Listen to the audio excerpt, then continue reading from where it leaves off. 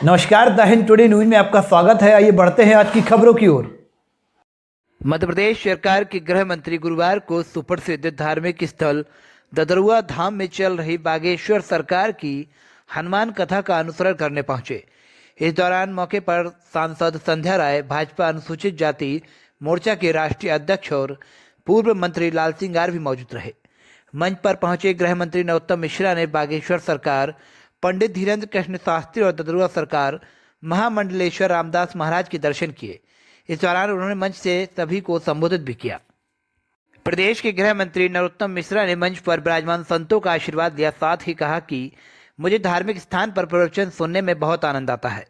इस पर भी जिस मंच पर बागेश्वर सरकार, ददरुआ सरकार महाराज, इतने पूजनीय संत एक साथ मौजूद हो तो और भी अद्भुत है। उन्होंने कहा कि संत हमें याद करें ये हमारा सौभाग्य है, हम संतों को याद करें ये सौभाग्य होता है।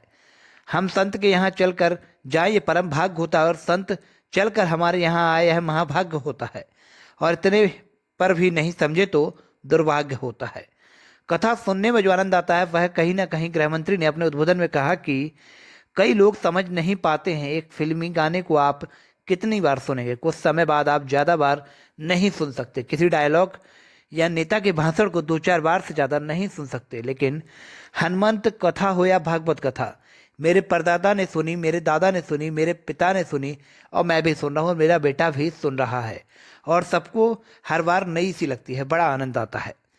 विधर्मियों को प्रवचन न पसंद आने पर प्रसंगपूर्ण उदाहरण गृह मंत्री ने दिया। वहीं मंत्री नरोत्तम मिश्रा ने विधर्मियों को कथा और प्रवचन हजम न होने की बात कही। उन्होंने प्रवचन को अमृतवाणी बताया। उन्होंने टिप्पणी पूर्वक शब्दों में कहा कि आयुर्वेद और विज्ञान में घी, शहद, औषधि और नीम के अमृत बताया, लेकिन इनका सेवन कुछ जीवों के लिए मृत्युकारक होता है। उन्होंने कहा कि ठीक इसी तरह अमृतवाणी यानी प्रवचन कुछ लोगों को हजम नहीं होते हैं। आइए दिखाते हैं आपको पूरी रिपोर्ट। इसलिए धार्मिक मंच में प्रवचन नहीं कर पाता हूं, लेकिन प्रवचन सुनने में बड़ा आनंद आता है। और उसमें भी जिस मंच पे बागेश्वर धाम महाराज विराजमान हो, ददरुआ सरकार महाराज विराजमान हो, तो क्या कहने वाला है, अद्भुत है। आपकी पीयूष वाणी शब्द को भी धन्य करती है, और आपकी आत्मीयता है शब्दों से झलकती, और ये निश्चल हंसी जो गूंज उठती है गगन में, सत नमन माधव चरण में, सत नमन माधव।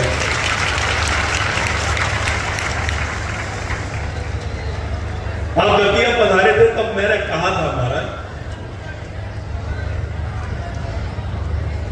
संत हमें याद करें ये हमारा भाग्य होता है, हम संत को याद करें सौभाग्य होता है, हम संत के यहाँ चल के जाएं ये परम भाग्य होता है, और संत चल के अगर हमारे यहाँ आ जाए तो ये महाभाग्य होता है, और इतने पर भी नहीं समझे तो दुर्भाग्य होता है। अनेक संत विराजमान है महाराज, हिम्मत नहीं हो रही पीठ करने की। ददरुआ सरकार के साथ में मैं क्या कहूं महाराज, ऐसे संत और ऐसे निश्चल, ऐसा मन उनका जब मिलो तब लगता है कि बिल्कुल आत्मा विभोर हो जाए, पुलकित हो जाए, प्राण आत्मा आनंद विभोर हो जाए महाराज, ऐसे संत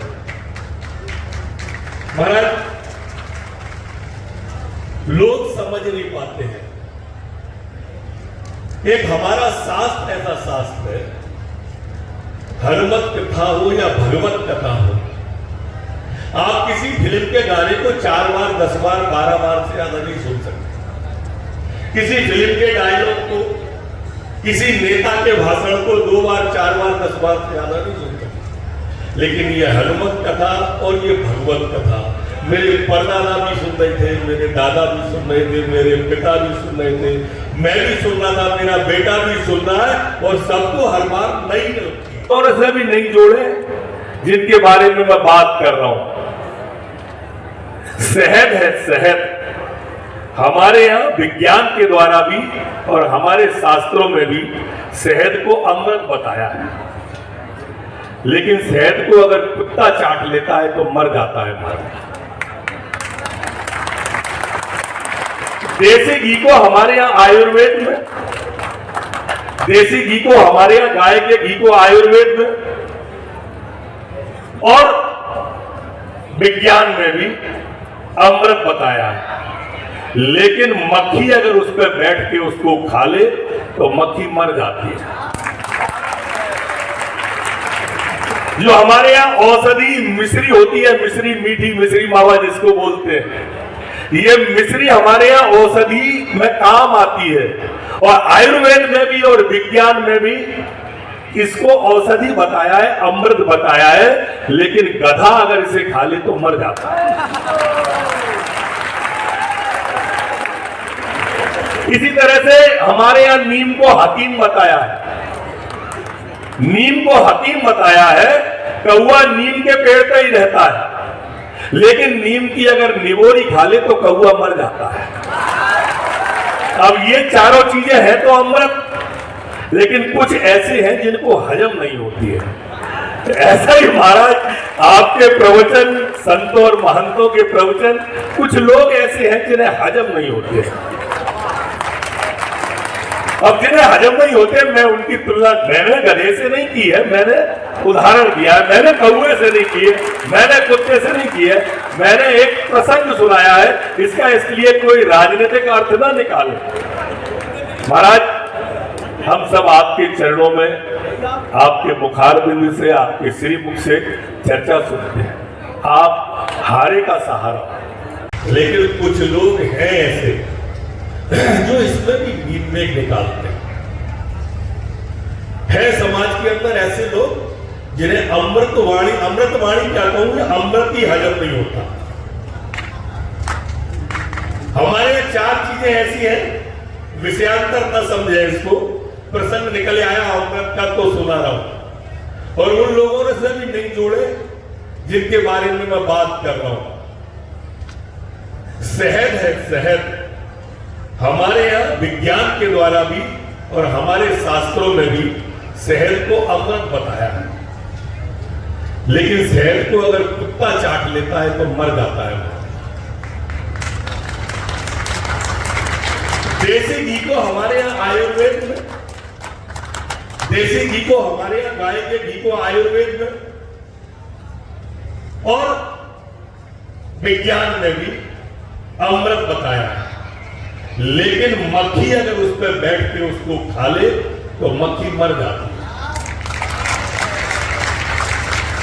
जो हमारे यहां औषधि मिश्री होती है, मिश्री, मीठी मिश्री मावा जिसको बोलते हैं, ये मिश्री हमारे यहां औषधि में काम आती है और आयुर्वेद में भी और विज्ञान में भी इसको औषधि बताया है, अमृत बताया है, लेकिन गधा अगर इसे खा ले तो मर जाता है।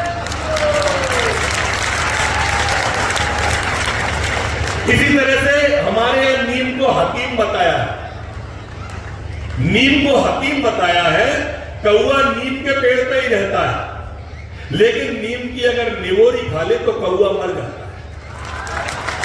अब ये चारों चीजें हैं तो अमृत, लेकिन कुछ ऐसे हैं जिनको हजम नहीं होती है।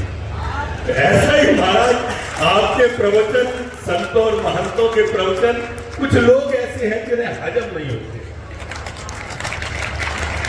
और जिन्हें हजम नहीं होते, मैं उनकी तुलना मैंने गधे से नहीं की है, मैंने उदाहरण दिया, मैंने कौवे से नहीं की है, मैंने कुत्ते से नहीं की है, मैंने एक प्रसंग सुनाया है। इसका इसलिए कोई राजनीतिक अर्थ ना निकाला। महाराज, हम सब आपके चरणों में, आपके मुखारबिंद से, आपके श्रीमुख से चर्चा सुनते हैं। आप हारे का सहारा। जो सबसे हार जाता है महाराज, डॉक्टर से हार जाता है, हकीम से हार जाता है, और जगह से हारता है, तब महाराज आपके दरबार में आता है सहारे के लिए। आप हारे का सहारा। परेशान हाल व्यक्ति आता है और आपके सामने अपना टुकड़ा करके एक संबल प्राप्त करके जाता है, एक हिम्मत प्राप्त करके जाता है, एक ऊर्जा प्राप्त करके जाता है। इसलिए मैंने आपको हारे का सहारा किया। क्या भीड़ उमड़ रही है महाराज, दरदुआ धाम में क्या आनंद आ रहा है, पूरे देश में चर्चा महाराज, देश में हिटैची से तो सब्जी बन रही है। मैं नहीं कह रहा, मैं तो देख रहा हूं, मेरे से नहीं जोड़े पर हिटैची से सब्जी बन रही, मिक्सचर से मालपुआ बनता है महाराज, मिक्सचर से मालपुआ। अब ऐसे अद्भुत कारीगर और ऐसी अद्भुत रसोई महाराज हमने नहीं देखी। जय हो। धन्य है भारद्वाज जी को, ये ठेकेदार है महाराज, पर है बहुत बड़ा सज्जन। ये भांग के खेत में तुलसी का पौधा है, और इसलिए महाराज हमारी सांसद महोदया भी विराजी है। प्रणाम कर रहा हूँ बरुआ जी, आपको मैं देख नहीं पाया, क्षमा करना। हमारे मंत्री, हमारे एक मंत्री तो आप तो जाओ मेरे बगल में, हमारे गोपी है, भदौरिया जी है महाराज, मंत्री है हमारे साथ में।